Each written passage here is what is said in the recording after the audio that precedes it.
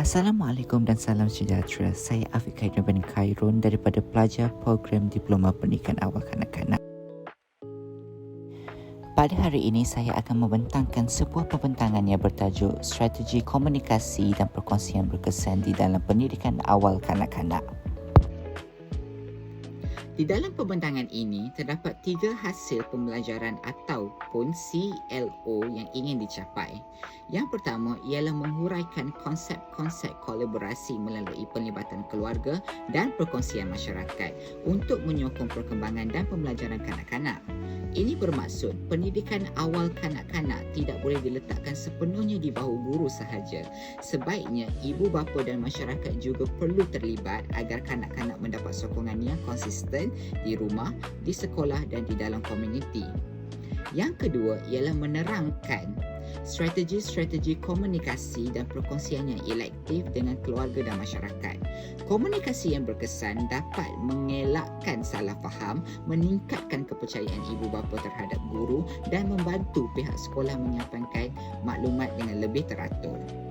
Yang ketiga ialah cara-cara menangani isu-isu dalam keluarga dan masyarakat yang memberi impak kepada perkembangan awal kanak-kanak. Hal ini penting kerana latar belakang keluarga, gaya komunikasi, masalah sosial dan keadaan persekitaran juga boleh mempengaruhi perkembangan awal kanak-kanak. Secara keseluruhannya, pembentangan ini juga selari dengan konsep perkongsian untuk mencapai matlamat iaitu semangat kerjasama dalam membangunkan pendidikan yang lebih berkualiti. Seterusnya, saya akan menerangkan beberapa kaedah komunikasi dalam persekitaran awal kanak-kanak. Di dalam slide ini, terdapat 4 kaedah utama yang dinyatakan. Kaedah yang pertama ialah perbualan bersemuka. Ini merupakan cara komunikasi yang paling asas tetapi sangat berkesan. Sebagai contoh, guru boleh bercakap secara langsung dengan ibu bapa semasa mereka menghantar atau mengambil anak di tadika ataupun taska. Melalui komunikasi ini, guru-guru boleh menyampaikan maklumat harian seperti tingkah laku anak, penglibatan di dalam aktiviti, keadaan emosi atau kesihatan anak pada hari tersebut. Kelebihan komunikasi bersemuka ialah maklumat boleh disampaikan dengan cepat, jelas dan lebih mesra. Kaedah yang kedua ialah aplikasi komunikasi digital seperti WhatsApp, Telegram dan juga panggilan digital. Pada masa kini, penggunaan teknologi amat membantu kerana ia memudahkan guru berhubung dengan ibu bapa tanpa batas masa dan tempat. Contohnya, guru boleh menghantar gambar aktiviti pembelajaran, peringatan tugasan, notis sekolah atau maklumat penting secara terus kepada ibu bapa. Kaedah ini lebih pantas dan praktikal terutamanya bagi ibu bapa yang sibuk bekerja. Kaedah yang ketiga ialah papan kenyataan. Walaupun nampak sederhana, papan kenyataan masih relevan sebagai medium komunikasi rasmi di sekolah atau pusat pendidikan awal kanak-kanak. Melalui papan kenyataan, guru boleh memaparkan pengumuman, jadual aktiviti mingguan, maklumat program atau peringatan kepada ibu bapa. Kaedah ini mudah memastikan maklumat penting dapat dilihat oleh semua pihak. Dan kaedah yang keempat ialah mesyuarat ibu bapa dan guru. Ini merupakan bentuk komunikasi yang lebih formal dan tersusun. Di dalam mesyuarat ini, guru dan ibu bapa boleh berbincang dengan lebih mendalam tentang perkembangan akademik, sosial emosi dan tingkah laku kanak-kanak mereka di tadika dan juga di sekolah. Mesyuarat seperti ini juga membolehkan kedua-dua belah pihak merancang langkah susulan bagi membantu kanak-kanak berkembang dengan lebih baik. Di dalam pendidikan awal kanak-kanak, komunikasi boleh dibahagikan kepada 2 jenis utama, iaitu komunikasi formal dan komunikasi tidak formal. Kedua-duanya penting dan saling melengkapi antara satu sama lain. Komunikasi tidak formal merujuk kepada komunikasi yang berlaku secara santai, spontan dan tanpa struktur rasmi. Ia biasanya berlaku di dalam situasi harian. Contohnya, semasa guru bercakap dengan ibu bapa ketika menghantar atau mengambil anak mereka di tadika dan juga di taska.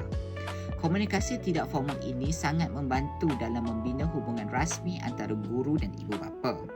Apabila hubungan rasmi wujud, ibu bapa akan lebih selesa untuk bertanya, berkongsi kebimbangan atau mendapatkan maklumat tentang anak mereka.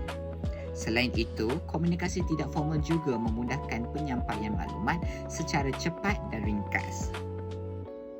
Sebaiknya, komunikasi formal pula melibatkan penyampaian maklumat secara terancang, sistematik dan rasmi.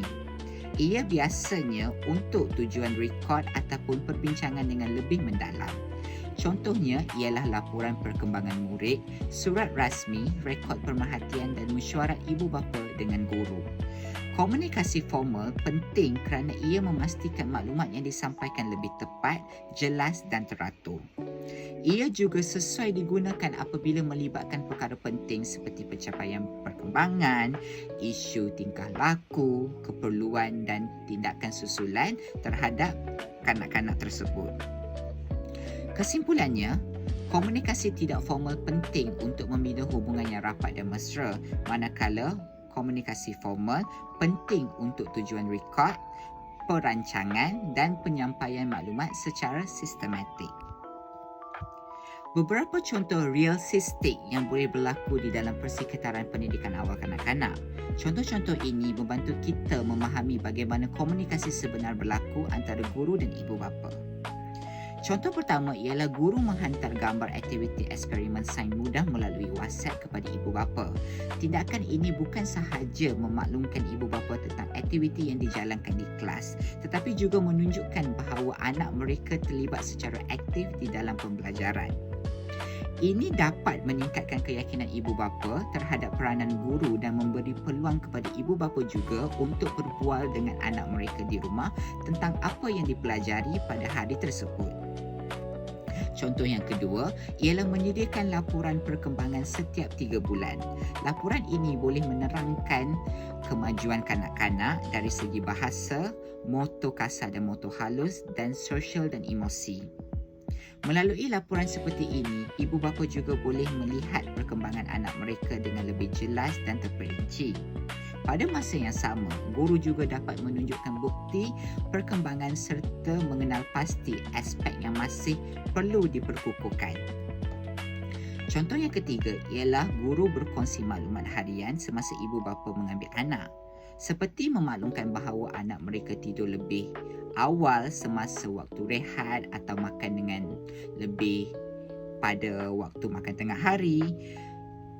Walaupun maklumat ini kelihatan mudah, ia sebenarnya sangat penting kerana ibu bapa dapat mengetahui rutin dan keadaan anak sepanjang berada di pusat pendidikan.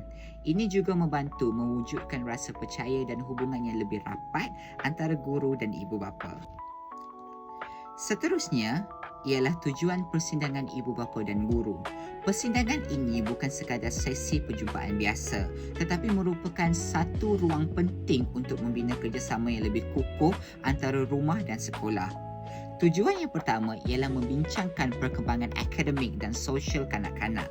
Di dalam konteks pendidikan awal kanak-kanak, perkembangan akademik bukan hanya tertumpu kepada pembaca atau menulis, tetapi juga melibatkan kemahiran asas seperti mengenal huruf, nombor, warna dan bentuk. Dari segi sosial pula, ia melibatkan keupayaan kanak-kanak bergaul, berkongsi, menunggu giliran dan berinteraksi dengan rakan sebaya. Tujuan kedua ialah berkongsi pemerhatian guru tentang tingkah laku dan pembelajaran kanak-kanak. Guru yang bersama kanak-kanak setiap hari biasanya mendapat melihat corak tingkah laku, minat, kekuatan dan kelemahan mereka. Maklumat ini sangat berguna untuk dikongsikan dengan ibu bapa supaya perkembangan anak dapat difahami dengan lebih mudah. Tujuan ketiga di dalam persidangan ibu bapa dan guru ialah mendengar pandangan atau kebimbangan ibu bapa mengenai perkembangan anak mereka. Ini penting kerana ibu bapa juga mempunyai pengalaman dan pemerhatian sendiri di rumah. Kadangkala, tingkah laku kanak-kanak di rumah berbeza dengan di sekolah. Oleh itu, pandangan ibu bapa amat membantu guru memahami keadaan sebenar anak dengan lebih mendalam. Dan tujuan yang keempat ialah merancang strategi bersama untuk membantu perkembangan kanak-kanak. Selepas berbincang, guru dan ibu bapa boleh menetapkan langkah susulan yang sesuai. Contohnya memberi latihan tertentu di rumah, menggalakkan rutin yang konsisten atau memberi sokongan emosi kepada kanak-kanak tersebut. Dengan cara itu, usaha membantu kanak-kanak menjadi lebih terancang dan berkesan mengikut standard pembelajaran yang telah ditetapkan. Bagi untuk memastikan persidangan ibu bapa dan guru benar-benar memberi manfaat terdapat beberapa faktor yang menyumbang kepada persidangan yang produktif. Pertama ialah persediaan yang baik oleh guru dan ibu bapa. Guru perlu datang dengan maklumat yang cukup seperti hasil kerja murid, rekod pemerhatian atau laporan perkembangan. Ibu bapa pula boleh bersedia dengan soalan, pemerhatian mereka di rumah atau perkara yang ingin dibincangkan. Apabila kedua-dua pihak bersedia, perbincangan akan menjadi lebih fokus dan bermakna. Faktor yang kedua ialah komunikasi yang jelas dan terbuka semasa perbincangan. Dalam persidangan, guru perlu menyampaikan maklumat dengan bahasa yang mudah difahami dan tidak terlalu teknikal. Pada masa yang sama, ibu bapa juga perlu berasa selesa untuk menyuarakan pandangan, berkongsi pengalaman dan bertanya soalan. Komunikasi yang terbuka akan mengurangkan salah faham dan membina kepercayaan antara guru dan ibu bapa. Faktor yang ketiga ialah fokus kepada perkembangan kanak-kanak, bukan hanya masalah yang timbul. Kadang-kadang persidangan terlalu tertumpu pada isu disiplin atau kelemahan murid. Namun pendekatan yang lebih baik ialah melihat kanak-kanak secara menyeluruh, termasuklah kekuatan, potensi dan kemajuan mereka. Ini dapat memberi motivasi kepada ibu bapa dan membantu perbincangan menjadi lebih positif. Faktor yang keempat, iaitu faktor yang terakhir, ialah sikap saling menghormati antara kedua-dua belah pihak. Sikap ini sangat penting. Faktor ini sangat penting bagi guru dan juga ibu bapa. Iaitu guru dan ibu bapa, setiap pihak perlu menghormati pandangan, pengalaman dan peranan masing-masing. Apabila wujud rasa hormat, kerjasama akan menjadi lebih baik dan keputusan yang diambil juga boleh mudah diterima bersama. Di dalam slide seterusnya, diterangkan beberapa strategi untuk menjayakan persidangan ibu bapa dan guru yang berjaya. Strategi ini penting supaya perjumpaan yang diadakan bukan sekadar formaliti, tetapi benar-benar memberi kesan positif kepada perkembangan kanak-kanak. Strategi pertama ialah persediaan. Sebelum persidangan diadakan, guru perlu mengumpulkan maklumat berkaitan perkembangan kanak-kanak seperti hasil kerja, pemerhatian harian dan laporan perkembangan. Persediaan ini penting kerana ia membolehkan guru memberi maklumat yang tepat, jelas dan berdasarkan bukti. Dengan itu, ibu bapa dapat memahami tahap perkembangan anak mereka dengan lebih yakin. Strategi yang kedua ialah kemahiran komunikasi. Guru perlu mempunyai kemahiran mendengar dengan teliti pandangan ibu bapa, menggunakan bahasa yang mudah difahami dan memberi maklum balas secara positif serta membina. Ini penting kerana komunikasi yang baik bukan sahaja hanya tentang bercakap, tetapi juga tentang mendengar dan memahami pihak yang lain. Guru yang bijak berkomunikasi akan lebih mudah mewujudkan suasana yang selesa dan profesional semasa persidangan. Strategi yang ketiga ialah sensitiviti budaya. Guru perlu memahami bahawa setiap keluarga mempunyai latar belakang budaya, nilai bahasa dan cara komunikasi yang berbeza. Oleh itu, guru perlu menghormati perbezaan itu supaya hubungan yang harmoni dapat dibina. Dalam konteks pendidikan awal kanak-kanak, sensitiviti budaya amat penting kerana ia membantu guru berinteraksi dengan keluarga secara lebih adil, terbuka dan penuh hormat. Strategi yang keempat ialah tindakan susulan. Selepas persidangan, guru tidak boleh berhenti setakat perbincangan sahaja. Sebaiknya, guru perlu memantau perkembangan kanak-kanak berdasarkan hasil perbincangan, berkongsi perkembangan terkini dengan ibu bapa dan melaksanakan strategi yang telah dipersetujui bersama. Tindakan susulan ini sangat penting kerana ia menunjukkan bahawa persidangan tersebut benar-benar membawa kepada perubahan dan penambahbaikan di dalam pendidikan awal kanak-kanak. Baiklah, sebagai penutup, secara kesimpulan bahawa komunikasi dan perkongsian yang berkesan antara guru, ibu bapa dan masyarakat merupakan elemen yang sangat penting di dalam pendidikan awal kanak-kanak. Melalui komunikasi yang baik, maklumat dapat disampaikan dengan lebih jelas, kepercayaan dapat dibina dan kerjasama antara semua pihak dapat diperkukuhkan. Selain itu, persidangan ibu bapa dan guru juga memainkan peranan penting dalam membincangkan perkembangan kanak-kanak, mengenal pasti keperluan mereka serta merancang tindakan susulan yang sesuai.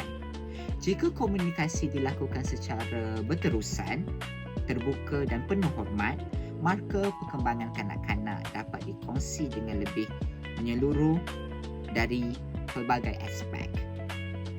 Oleh itu, guru bukan sahaja perlu mahir mengajar, tetapi juga perlu mahir berkomunikasi dan membina hubungan dengan keluarga serta masyarakat.